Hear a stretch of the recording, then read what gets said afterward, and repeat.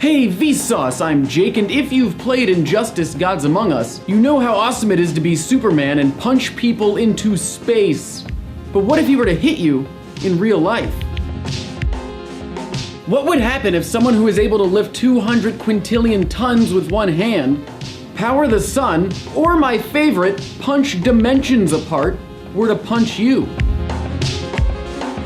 And this brings up an interesting idea. Superman's, or really any fictional character's power, is completely determined by whoever's writing them. So he went from being able to leap tall buildings in a single bound to going the speed of light or faster. In this theory, no matter how strong Superman is, there is one universal law of physics that he can't break, that nothing with mass can achieve: traveling the speed of light.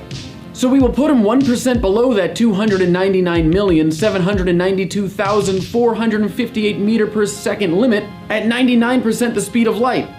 So you are unfortunately about to fight the Man of Steel, who in this case will not be restraining himself. If his fist has an average mass of 300 grams and it's moving at 99% the speed of light, it would have a total energy of about 190 quadrillion joules, which is equivalent to 45 megatons of TNT, or over 2,800 times more powerful than the nuclear bomb dropped on Hiroshima. Throwing just one punch at near the speed of light with that much energy would burn around 45 trillion calories, which is equivalent to almost 82 billion Big Macs.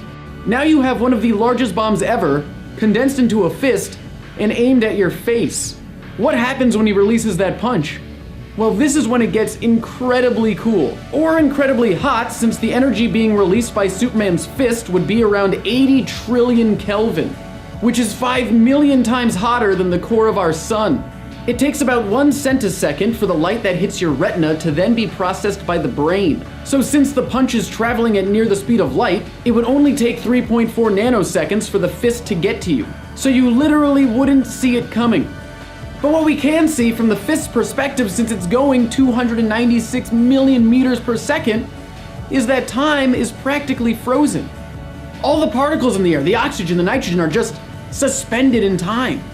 Superman's hand is hitting them with so much energy that it creates nuclear fusion.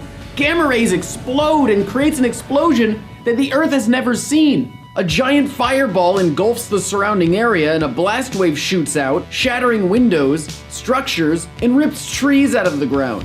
There might be fictional characters with more powerful punches, but at this point, when it comes to you still existing, it doesn't matter. Superman wouldn't just knock the wind out of you, oh no, he would knock the atoms out of you. His fist has pretty much become a particle beam. At 7 billion electron volts, it's more powerful than the Jefferson Labs particle accelerator in Virginia. The atoms that made up you would be completely disintegrated. You'd be liquefied at the atomic level. You turn into fundamental particles in quark-gluon plasma, which is what was created right after the Big Bang. And from all this energy, new particles and antiparticles would form. So out of your unfortunate destruction, something new, something we might have never even seen before, could be created. To visualize the explosion, we can use Nuke Map to see what a 45 megaton bomb would look like in terms of sheer damage. But what we can't really show is that the damage from Superman's punch would look more like a traffic cone, with a beam shooting out from where his fist landed, destroying everything in its path and creating an explosion all around him. It would leave a crater almost 1 kilometer in diameter and 221 meters deep. So how close could you or I get to Superman's strength? My friends ASAP Science break down strength muscle growth and how superhuman strength